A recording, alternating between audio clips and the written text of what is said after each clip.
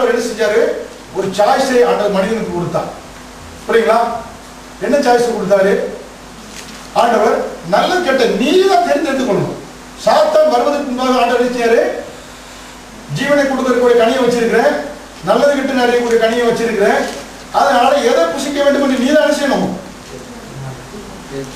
Choice ஆண்டவர் கொடுத்தார். பாருங்க, ஆண்டவரா பார்த்து அவன் வாயில வந்து இதை ஜீவ விருட்சத்தின் கனி தான் புசின்னு அவனை வந்து புஷ் பண்ணல, அவனை கம்பல் பண்ணல. ஆண்டவர் சாத்தான் வலையில் விழுவதற்கு முன்பாக, சாத்தான் பிரவேசிக்கு முன்பாகவே மனிதனை மதித்து அவனுக்கு நல்லது கெட்டது என்பது என்னன்னு நீயே தேர்ந்தெடுத்துக்கோ என்று ஒரு சாய்ஸை கொடுக்கிறார். ஹல்லேலூயா.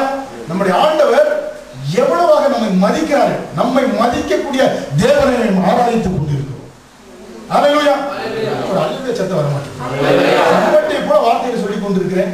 என்னை மதித்து என்னை அவருடைய சாயலை உருவாக்கி அவரை போல ஜீவ வார்த்தைகளை பேசும்படியாய் வார்த்தையை கொண்டு நல்ல வாழ்க்கை உண்டாக்குன்னு சொல்லி என்னை மதித்து எனக்கு ஒரு சான்ஸை நீயே வாழ்க்கையில நல்லதுதான் நீயே தேர்ந்தெடுக்கோ, கெட்டதுன்னா நீ தேர்ந்தெடுத்துக்கோ. அவ்வளவு மரியாதை கொடுக்கக்கூடிய ஒரு தேவனை நம்ம ஆராய்ந்து கொண்டிருக்கிறோம். ஏன்னா அப்படி சொல்லுகின்ற பொழுது உங்களுக்கு ஒரு அல்லேலூயா சத்தம் வர வேணாமா? ஹல்லேலூயா. தேவன் நம்மளை அவ்வளவா மதிக்கிறாங்க. ஹல்லேலூயா. அதுக்கு அவரே கொண்டு வந்து நல்லதை நீ எடுத்துக்கொண்டு சொல்லி வாயில் என்ன செய்யறது இல்ல, வேற சின்ன பிள்ளைக்கு ஊற்றுற மாதிரி என்ன செய்யல, புஷ் பண்ணி கொடுப்பது கிடையாது. ஹல்லேலூயா. அதை நம்ம தெரிந்து கொள்ள வேண்டும். ஜீவனை வைத்துள்ளேன், நன்மை வைத்துள்ளேன், அதை நீ என்ன செய்யணும்? தெரிந்து கொள். அதே போல மரணத்தை வைத்துள்ளேன், தீமை வைத்துள்ளேன். அப்ப உனக்கு எது வேண்டுமோ நீ அதை என்ன செய்ய வேண்டும்? தெரிந்து கொள்ள வேண்டியது அவசியமாக இருக்கிறது என்று சொல்லுகிறார். ஹல்லேலூயா. அப்ப பாவத்தில் விழுவதற்கு முன்பாகவே தெரிந்து கொள்ளக்கூடிய ஒரு அதிகாரத்தை ஆண்டவர் யாருக்கு கொடுத்தாரு? அப்ப ஆசீர்வாதம் ஆட்டோமேட்டிக்கா நமக்கு வருவது. அதனால்தான் வாயின் பலனா வயிறு நம்ம பொறுக்கி எடுக்கணுங்க. ஆசீர்வாதம் மடியில பொத்து என்ன செய்யாது, கூடாது. ஆண்டவரோடு கோஆபரேட் பண்ணணும். உட்கார்ந்து படித்து நமக்கு தேவையான வார்த்தைகளை பொறுக்கி எடுத்து வாயில வைத்து அதை நம்ம என்ன செய்ய வேண்டும்? பேச வேண்டும். நம்ம கோஆபரேட் பண்ணணும். அப்ப ஆசீர்வாதங்கள்லாம் மடியில வந்து தானாக விடாது. தேவனோடு நடக்க பழகணும். விசுவாச வார்த்தைகளை பேசணும். அபிஷேகத்தில் நிரம்பி அபிஷேக வார்த்தைகளை நம்ம பேச வேண்டும். ஹல்லேலூயா. இல்லங்க, ஆண்டவர் தலையில கொட்டி இருக்கலாம்ல, ஏன்னா ஆசீர்வாதத்தை தலையில வந்து கொட்டி இருக்கலாம்ல, ஏன் வந்து அவர் வந்து சாய்ஸை கொடுத்தாரு, இதற்கு வேணுமா அதோ அப்படின்னு நம்ம நினைக்கலாம். ஹல்லேலூயா. அப்படி அவர் என்ன நம்ம மதிக்கிறார். அவருடைய சாயல படைக்கப்பட்டு அவரை போல உருவாக்குற நம்மை அவரை ரெஸ்பெக்ட் கொடுத்து நீ தேர்ந்தெடுத்துக்கோப்பா என்று சொல்லி ஆண்டவர் செய்யாரு நம்மை மதிக்கக்கூடியவராக இருக்கிறார் என்று பார்க்கிறோம். ஹல்லேலூயா.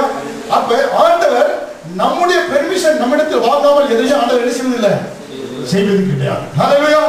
ஜீவனை குறித்து பேசினா அப்படி தேவதூதர்கள் ஒரு காரியங்களை செய்ய முடிப்பாங்க. ஹல்லேலூயா. அப்ப நம்முடைய பெர்மிஷன் வாங்காம ஆண்டவர் நம்ம வாழ்க்கையில் என்ன செய்வது கிடையாது. ஹல்லேலூயா. அப்ப இதை நம்ம தெரிந்து கொள்ள வேண்டியது மிக அவசியமாக இருக்கிறது. ஹல்லேலூயா. ஒவ்வொரு நாளும் நம்முடைய வாழ்க்கையில நம்ம வந்து ஜீவனை குறித்து பேச வேண்டும். ஜீவனுள்ள வார்த்தைகளை நம்ம தெரிந்து கொள்ள வேண்டும். அப்ப தேவன் என்னை எந்த ஸ்தானத்தில் வைத்திருக்கிறார் என்பதை நீங்க தெரிந்து கொண்டீர்கள் என்றால் கிறிஸ்துவுக்குள் நான் யார், எனக்கு என்ன கொடுக்கப்பட்டிருக்கு, என்னால் என்ன செய்ய முடியும் என்பதை எப்பொழுது சிந்தித்துக் கொண்டே இருக்கிறது. சிந்தித்து பார்த்திருக்கீங்களா? இந்த சத்தியம் வந்தா போலதான் ஏன்னா வந்து இப்படிப்பட்ட பிரச்சனைகளை திருச்சபையில் போதிக்க ஆரம்பித்தேன். ஹல்லேலூயா. ஆரம்ப காலங்களில் எடுத்து கண்டம் பண்ணக்கூடிய சபைக்கு வந்து ஐயோ ஏற்கனவே நொந்து போய் வந்திருக்கிறேன், இங்கே போய் போட்டு பட்டயத்து போல கத்தியை பற்றி பேசுறாரு, ஏன்னா நீ எல்லாம் வந்து சேர்க்க பரலோகத்துக்கு, ஏன்னா அப்படி இப்படி பேசும்போது மக்கள் நொந்து போய் என்ன செஞ்சிடறாங்க, அதே பாரத்தோடு போயிடுறாங்க. ஆனால் விசுவாசம் இழந்து போய்விட்டோம். ஹல்லேலூயா. அப்ப என்ன செய்யறதுனாக்கா நம்ம வந்து வார்த்தையில் எடுத்து நம்ம பேசுகின்ற பொழுது அந்த வார்த்தைகள் நம்மளுடைய இருதயத்துக்கு ஆறுதல் உள்ளதாக இருக்கிறது பார்க்கிறோம். நீதிமொழிகள் 11ஆம் அதிகாரம் 6ஆவது வசனத்தை பாருங்க. நீதிமொழிகள் 11:6. செம்மையானவர்களுடைய நீதி அவர்களை தப்புவிக்கும், துரோகிகளோ தங்கள் தீவினைகளை பிடிபடுவார்கள். பாருங்க, செம்மையானவர்களுடைய நீதி அவர்களை நீதி தப்புவிக்கும் என்று போடப்பட்டிருக்கிறது. அப்ப தேவனுடைய வார்த்தை அவன் என்ன செய்கிறது, தப்பு வைக்கக்கூடியதாக இருக்கிறது. இப்ப நீதிமான் தப்புவதனாலக்க நீதிமானுடைய வார்த்தையினாலே தப்பு வைக்கிறான். அதாவது செம்மையானவர்கள் நீதிமான்களுடைய நீதியை அவர் என்ன செய்யுமா, தப்பு வைக்கும். நீதிமானுடைய விஷயம் என்னவென்றால் அவன் சரியான விஷயங்களை பேசுகிறான், அதனாலே அவன் தப்பு வைக்கிறான். புரியுங்களா? அப்ப நம்ம வந்து வார்த்தையை ஒரு மாதிரி பேசிட்டா கண்ட இடத்துல நம்ம மாட்டிக்கிறோம். வேலை இடத்துலையும் சரி, முதலாளிகிட்டும் சரி, எல்லா இடத்திலும் இப்ப சரியான விஷயங்களை நம்ம பேசுவதனாலே நம்ம என்ன செய்கிறோம், தப்பு வைக்கப்படுகிறோம். அது நமக்கு விடுதலை கொடுக்கக்கூடியதாக இருக்கிறது. என்றால் செம்மையான நீதி அவர்கள் என்ன செய்யும், விடுதலை ஆக்கும், தப்பு வைக்கும் என்று வேதம் சொல்கிறது. அவருடைய பிரச்சனையிலிருந்து தப்பு வைக்கும். அப்ப எத்தனை பேர் இன்னைக்கு பிரச்சனையில உங்க பிரச்சனைகளை மாற்றிட்டீங்க வாயினால. இன்றைக்கு அந்த வாயை சரியா பயன்படுத்திட்டீங்கன்னாக அந்த பிரச்சனையில என்ன செய்ய முடியும்? நம்ம விடுதலை பெற்றுக்கொள்ள முடியும். அல்லேலூயா. அப்ப நான் என்னுடைய வாழ்க்கையில பிரச்சனைகளில் தப்ப வேண்டும் என்றால் நான் என்ன செய்ய வேண்டும்? சரியான வார்த்தைகளை பேச வேண்டும். ஏனென்றால் வாயின் பலனால் வயிறு திருப்தியாகும். அப்ப ஒவ்வொரு நாளும் காலை எழுந்த உடனே சரியான வார்த்தைகள் பேசணும். ஆண்டவரே ஆவியான உதவி செய்யும். கோபமான வார்த்தைகள் பேசக்கூடாது.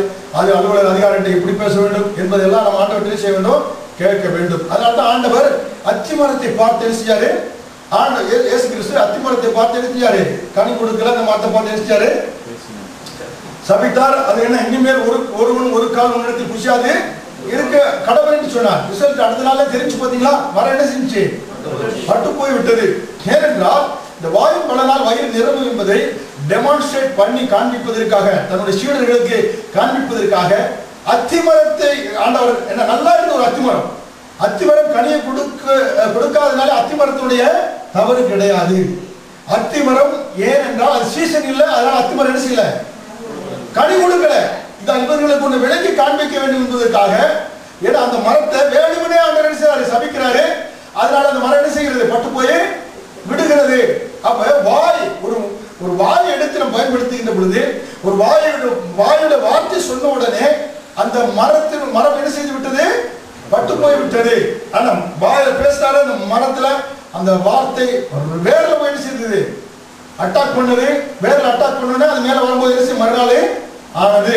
அப்ப ஒரு வார்த்தை பேசுகின்ற பொழுது ஒரு மரத்தோட வேற பிடிங்கி விட்டது மாதிரி ஆகிவிட்டது. அல்லேலூயா. அப்ப உங்க வாழ்க்கையில நல்ல வார்த்தையில பேசுனீங்கன்னாக்க வாழ்ந்திருப்பீங்க. கெட்ட வார்த்தை பேசுனீங்கன்னா ஒருத்தருடைய குடும்பத்தை இடிச்சது மாதிரி, ஒரு மரத்தை நல்ல மரத்தை வேற பிடிங்கிற மாதிரி ஆகிடும். அல்லேலூயா. சொல்றது புரியுதுங்களா? அப்ப வார்த்தைகளை என்ன செய்ய வேண்டும்? பார்த்து இருக்க வேண்டும். அதனால்தான் நீதிமொழிகள் 12:17 பாருங்க. நீதிமொழிகள் 12:17 சத்திய வாசகன் நீதியை வெளிப்படுத்துவான், பொய் சாட்சிக்காரனோ வஞ்சகத்தை பாருங்க. சத்திய வாசகன் என்றால் இங்க சத்தியம் பேசக்கூடியவன். சத்திய வாசகன் என்ன? பொய் பித்தலாட்டுக்காரன் சொல்ற வச்சுக்க. அவன் நல்லா பேசுறான், பொய் பித்தலாட்டுக்காரன் சொல்றோம். அவன் என்ன செய்யறான் பாருங்க. ஒருத்தர் சூதுக்காரன், அவன் சூதுவாக பேசுறான், அதனால அவனுக்கு அந்த பேர் வந்துச்சு. இங்க சத்திய வாசகன் என்றால் அவன் சத்தியத்தை பேசக்கூடிய, அதனால சத்திய வாசகன். ஏனென்றால் பாருங்க, சத்தியம் என்றால் அது வசனம் என்று வார்த்தை என்று சொல்லப்பட்டிருக்கிறது. யோவான் 17:17 பாருங்க. உம்முடைய வார்த்தையே சத்தியம், உம்முடைய வசனமே சத்தியம். நீதி யோவான் 17:17 போட்டிருக்கா. யோவான் 17:17 என்ன சொல்லப்பட்டிருக்கு? சத்தியத்தினாலே அவர்களை பரிசுத்தமாக்கும். உம்முடைய வசனமே சத்தியம். அப்ப வசனமே சத்தியம் போது சத்திய வாசகன் என்றால் வசனத்தை பேசக்கூடியவன் தான் சத்திய வாசகன். புரியுங்களா? வசனத்தை பேசக்கூடியவன் தான் சத்திய வாசகன். சத்திய வாசகன் நீதியை என்ன செய்கிறான்? வெளிப்படுத்துவான். வசனத்தை பேசக்கூடியவன் நீதியை வெளிப்படுத்தக்கூடியவனாக இருக்கிறான். நீதிமொழி 12:19 சத்திய உதடு என்றைக்கும் நிலைத்து நிற்குங்க. நீங்க வசனத்தை பேசுறீங்கன்னா என்றைக்கு நிலைத்து நிற்பீர்கள். வார்த்தை பேசுனா என்றைக்கு என்ன செய்வீங்க? நிலைத்து நிற்பீர்கள். அல்லேலூயா.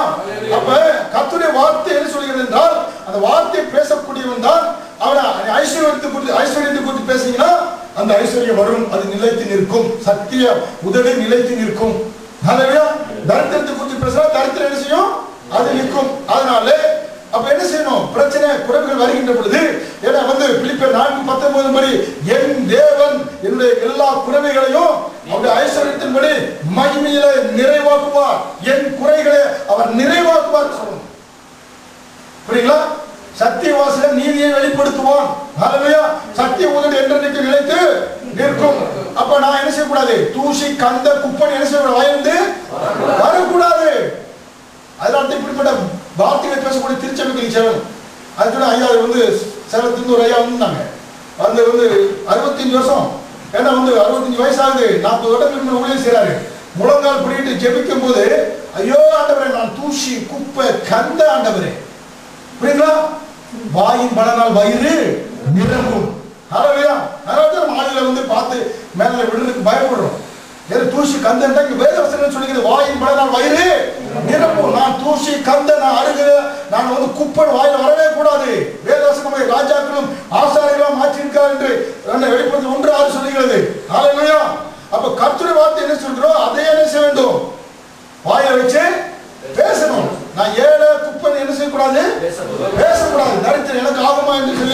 அப்ப